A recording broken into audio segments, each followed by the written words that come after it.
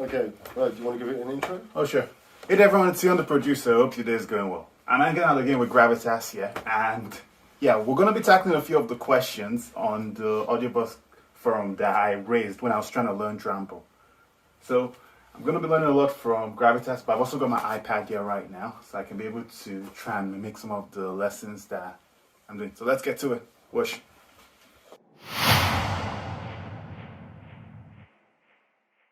We're looking at the questions you posted up on AB Forum. Yes. Okay, so let's have a look at those. First one was, if I was to start small, I'd like to make a quick and easy synthesizer. So my approach is, what do you regard as a quick and easy synthesizer? You can have a synthesizer that could be put together very easily in Drambo using only one oscillator.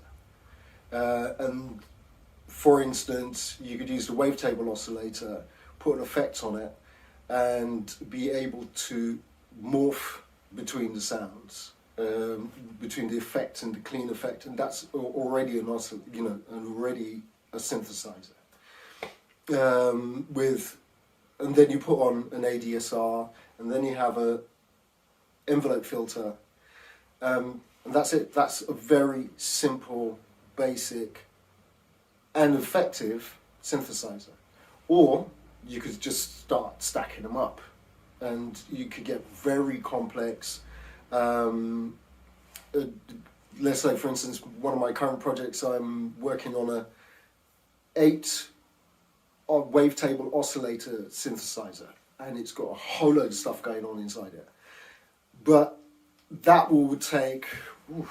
took me maybe about 2 days to put together, and it's taken me maybe about 2 weeks to learn how some of the sounds are there, how to get some of the sounds. So, it's even when you're learning about how to put together one synthesizer, what you do is you kind of, in the process of learning how to put together a very simple one oscillator synth, you then extrapolate that out, and then you could just stack the sounds on top of each other. So, yeah, I'll show you this whilst we're going along. Sound good. Right. Next is, I'd like to make a synthesizer which I can stack layers and effects. Well, basically, I've answered that question to just now. So make a synthesizer and add the effects that you want. Yeah, so adding effects, what do you regard as effects? Well, I guess the main effects that come to mind will be reverb, delay, panning, distortion, tremolo, those kind of stuff, and being able to change it. Being able to change it on the fly. Yeah. Or being able to make synthesizers that are designed for specific reasons. Okay,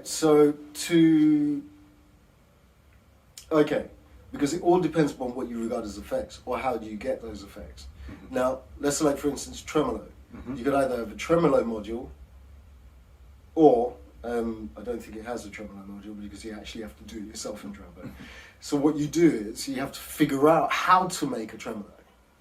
That's the thing about Drambo. You could do it both ways. You can actually have, let's select, for instance, with reverb, there's 2 reverb modules, but if you were to take some of the delays and give them really short reverb times, delay times, you can create a type of reverb, right?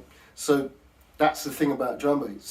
It's flexible enough so you could go, yeah, it's ready-made. Oh, actually, maybe I could experiment with making it myself.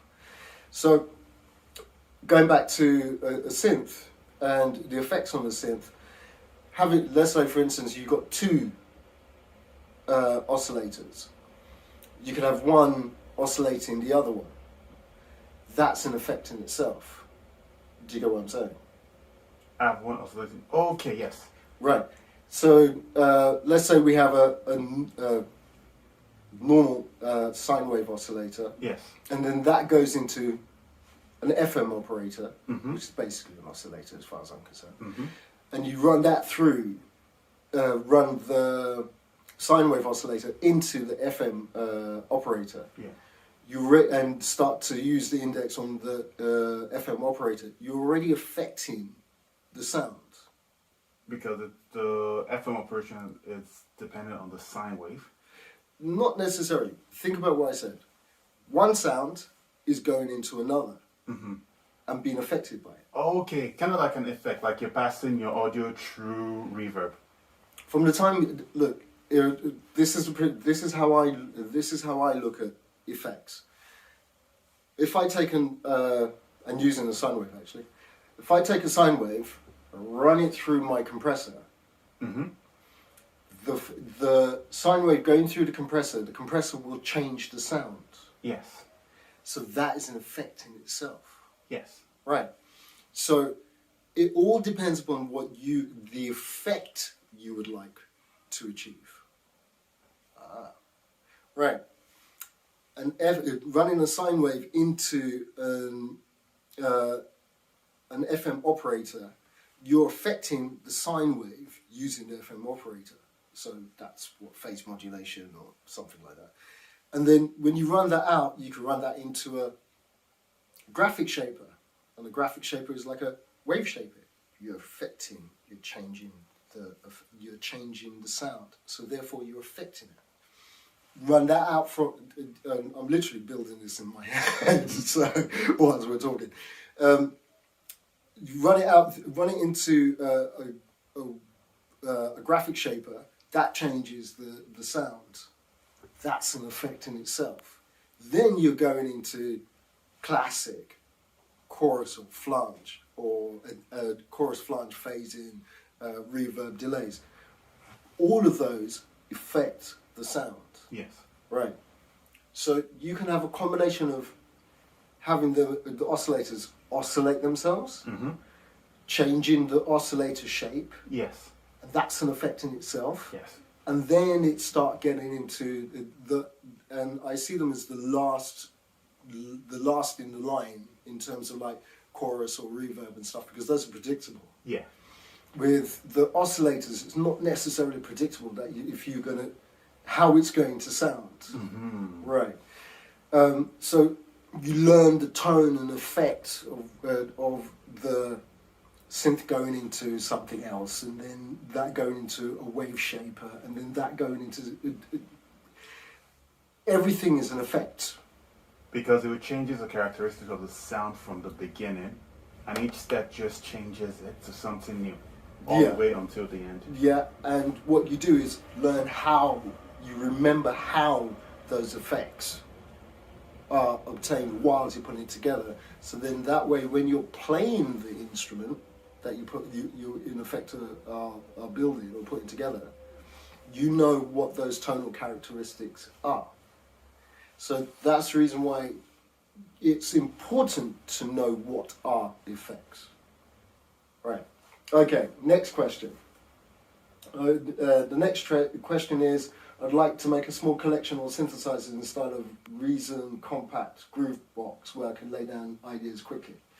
The thing that we're looking at in terms of that is, if you put together one synth, then one synth is capable of making loads of different sounds. Yes. Right. So this now goes to, leads on quite nicely to the synth I put together the other day, and that's the one we're going to do today. A little bit of bite in the sounds themselves. Reverb. We've got two different types of reverb. One reverb is just the regular original reverb, Drambo reverb, which I like. It's really good on drums. And then the other switch controls, puts in the plateau reverb. So you've got a little bit more in terms of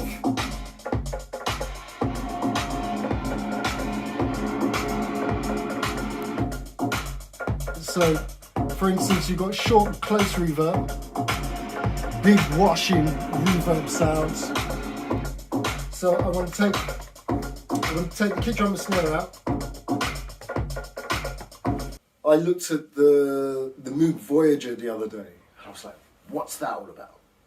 And then I read the basic specs. Obviously, I don't have it. Read the basic specs. It said 1, 2, 3 oscillators, 1 noise oscillator. And I'm like, oh, that's cool. Got that in Drambo, or you know.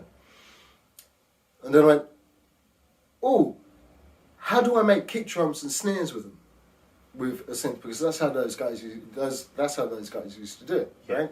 So I'm like, well, okay.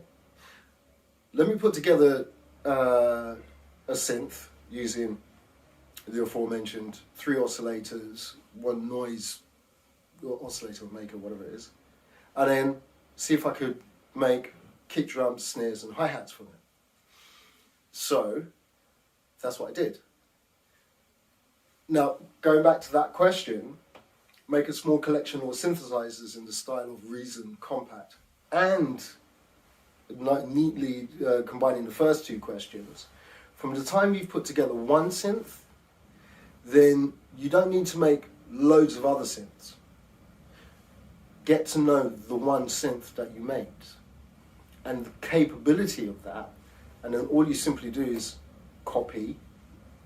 You create it on track 1, and then copy them across to all the other tracks, and then you just go, that's a kick drum, so I'm going to shape that into a kick drum. That's a snare drum, I'm going to shape that into a snare drum. That's a hi-hat, da. Bass, bass, pads, da, all dependent upon the design of your synth. So from the time you've made 1 synth, you just simply copy and paste, and then you've covered the Reason Compact Groovebox section. You could do a combination of synth that you've designed and using the flexi sampler for kick drums, snares, hi-hats, or not just as flexi sampler, the sampler module. I think that the samples from those synths I like. You could do it like that, but what we're doing is we're creating synths so that you can play. So you don't actually have to go hunting for sounds because you've made the sound yourself. See, that's the thing. That's the beauty about Drambo, is that you can make the synth sounds yourself. The thing about sampling is when you're sampling sounds other people have made. Yeah. Right. If you've made the synth, then you don't need to sample because you've made the synth. True. Do you see what I'm saying? Yeah. Now, if you, we'll get to the whole thing about combining synthesizers and samplers, and we've all got different methods. But the focus here right now is, in this purpose, in regards to this right now, is we're going to put together a synth which can create all of the sounds that you actually need. I see. Right. And then you create your own preset after making that 1 synth. Or you can then extrapolate out and make a whole load of other synthesizers, and then you save your own presets for those. But the main thing is we're going to make the synth. Okay. Right. Okay, next thing. Multi-effect rack. Okay, that's straightforward. We'll do that in the next section. Putting together a multi-effects rack is really straightforward. What goes in must come out. And you just got to be able to visualize the root of the signal. I mean, it's the same with the synthesizer as well. But you got to visualize the root of the signal, where it's going, which order you want them to go. Do you want to go in series? Do you want them to go in parallel? Do you, whether it's got bypasses, whether it's got, particular things. So we could get quite involved with that. But we'll put that together after we've done the synth. Sounds good. Okay. You've done a heavy reverb with fade-in, panning delays. Right. Is the fade-in, panning delays before it gets to the reverb? or is the fading, panning, delays after reverb? It makes a huge difference in the sound. Yeah. Right? So there's all those kind of things. If you, let's say for instance, okay, in actual fact we'll try that. Not necessarily heavy, in actual fact let's go for that. Heavy reverb with fading, panning, delays. Right, okay, let's go for that for the next section. The Koala AUV3 into Drambo and you have your mind blown. That's reading someone else's quote there, by the way. I think Drambo and Koala should be a great combination. It is actually.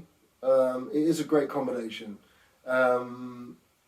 There's two ways you could do it. I use Koala as a groove sketch. I use it as okay, sequence hit play. Oh, wicked groove, nice, done, right? But you can actually run out the have the individual audio outs from Koala and then go into Drambo. But then that's the same with all the other, not all the other hosts. AUM, you can do that with AUM. You can do that with Cubases. That's what I know. So Drambo, AUM, Cubases 3, you could do the multi-outs with the AUV3.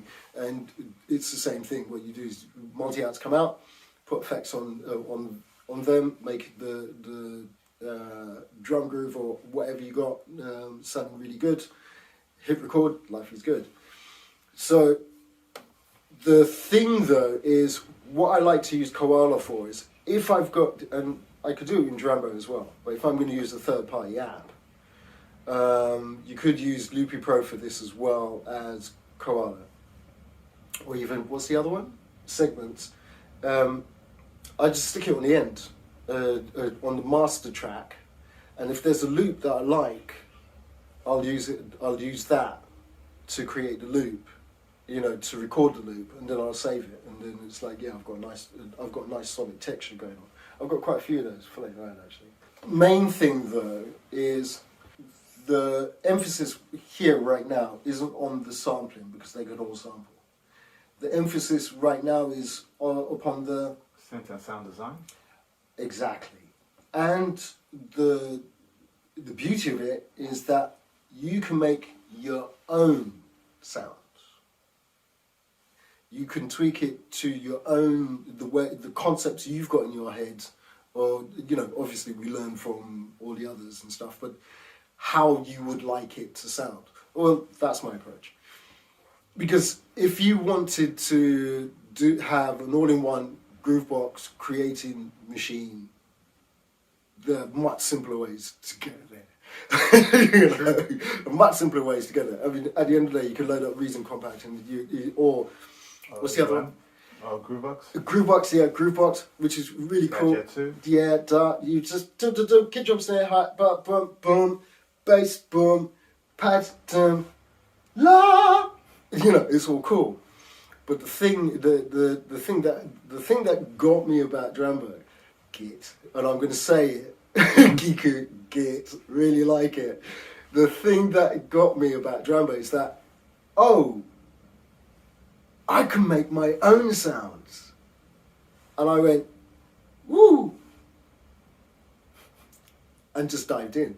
And I learned, I've learned enough, I've learned loads from that, and which I've been able to, which are transferable across to lesser like Mi Rack or desktops, VCV rack and stuff and blah, whatever, or the actual physical Eurorack modular synthesis stuff. But the thing about this is that I could do all of that on my phone, or on the iPad, or on a bus, and I could create my own sounds, and that's the amazing thing. Or go, how did they get that sound? Did they use so if I use and then make my mind then makes sleep and goes, so if I use a little bit of this and a little bit of that, a little bit of this, and run that through that, switch it on, switch it off, boom, yeah, cool, got a synth. Yeah. Lovely. Now then I spend for me personally, then I spend like the next, I don't know, maybe about a week or 2 weeks honing how the sound is, and then I'll write a piece. and then I go and design another synth. You know. Okay, I've put this track. I've already put this track up on YouTube. So this track is pattern XXXV11, which is 37. Right? It's 37 of 40. Now, here I'm using Drambo as a drum replacement and resonator. There's a new module called FDN, and it resonates. It's monophonic, but it resonates. And you can put a key input into it, and you can play it like you would do using this key CV sequencer or something. It's amazing. It's really fun.